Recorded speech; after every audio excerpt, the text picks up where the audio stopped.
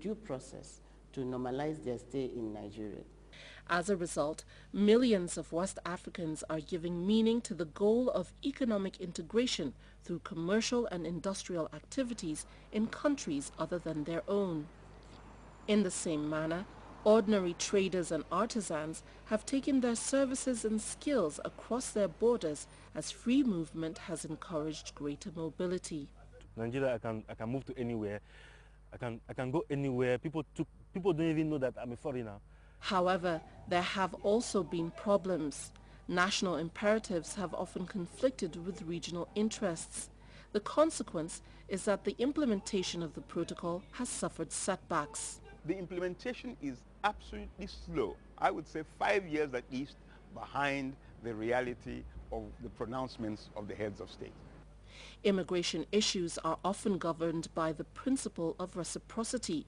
So where one country introduces policies against nationals of another, the other responds in like manner. Consequently, there is no commonality in the respective national attitude towards the issue of right of residence. The right of establishment has equally run into conflict with the national code of some member states, leading to allegations of discrimination. Especially where you have this Anglophone, Francophone, something, it's difficult for English-speaking West African citizens to move to a French-speaking, be able to easily establish their right. ECOWAS has been seeking a sustainable solution.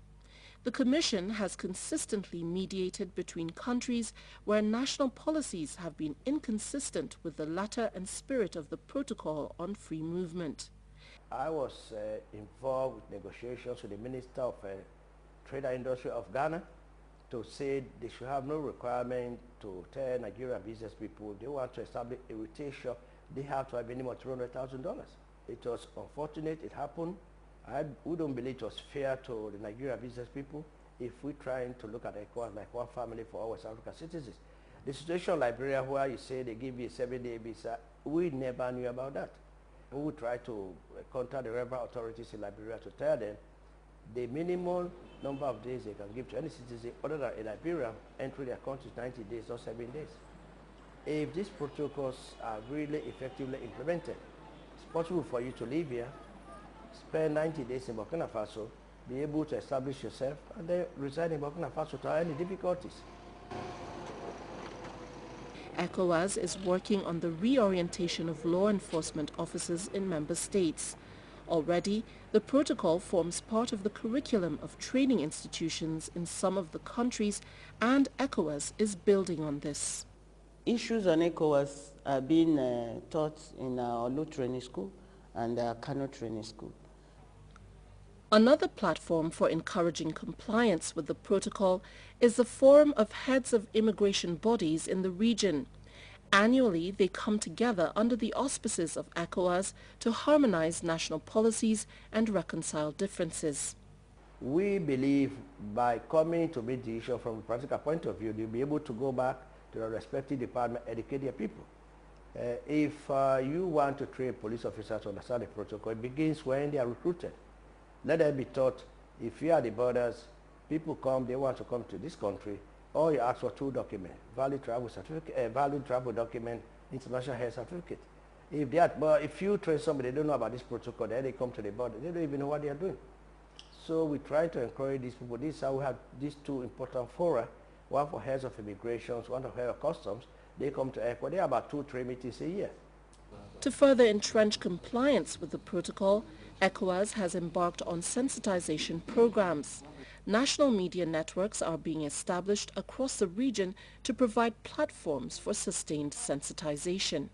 The main objective of the group is to promote free movement through media advocacy, media sensitization, awareness creation, investigations, and then exposure of corruption, especially at the borders.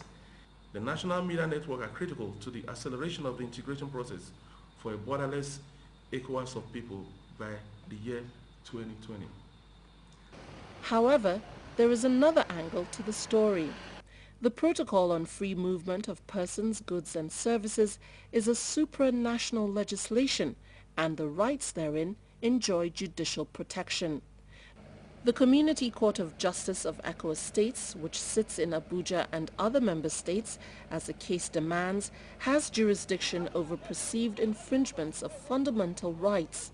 President of the court is Justice Awanana Daboya. The right to free movement, to reside in, or to establish oneself within the ECOWAS landscape form part of the fundamental human rights that are guaranteed for the citizens, and they can invoke them before the court. On this very issue, the court has already been seized on a number of occasions. Some aggrieved parties have already taken recourse to the court to enforce their rights under the protocol. One such matter has been filed by the President and Secretary of the West African Bar Association as plaintiffs and the 15 member states as defendants. The plaintiffs are contending that the erection of toll gates and the alleged collection of toll fares by police, immigration and customs officials is a violation of the plaintiffs' right to free movement. The court is yet to pronounce on the matter. In spite of these challenges, the Protocol on Free Movement has definitely impacted on the social and economic fabric of West Africa. It has changed the way of life in the region, making intra-regional movement a lot easier, while giving members of the community a sense of belonging in countries other than theirs and increasing the scope of regional enterprise. If this policy they are using, this policy can continue like this, I think it will be good for Africa, because if you want to require a visa like you are going to Benin, it will give a little bit difficulty between Nigeria and Benin Republic. The adoption of a common travel passport by member states is a major accomplishment. The e-passport has now been adopted by several member states. And it is extremely convenient. As a Nigerian, I'm entitled to it. I take it in Nigeria, and it allows me to travel all over the ECOWAS region. And it is fantastic. I think it's one of the innovations that has made life easy. The passports that are being issued in Sierra Leone are ECOWAS passports. We have moved away from our own internal passports, and we are using the ECOWAS passport. ECOWAS heads of state and governments have also approved the introduction of a common visa regime. The ECO visa, much like the Schengen visa for EU member states, is to be issued for travel across the region to non-nationals of West Africa. We are now looking at the roadmap to harmonize the modalities for the implementation with UEMOA. What I recommend really is that we issue the same pattern of visa, and every country should take the responsibility for producing its own visa, and then take responsibility for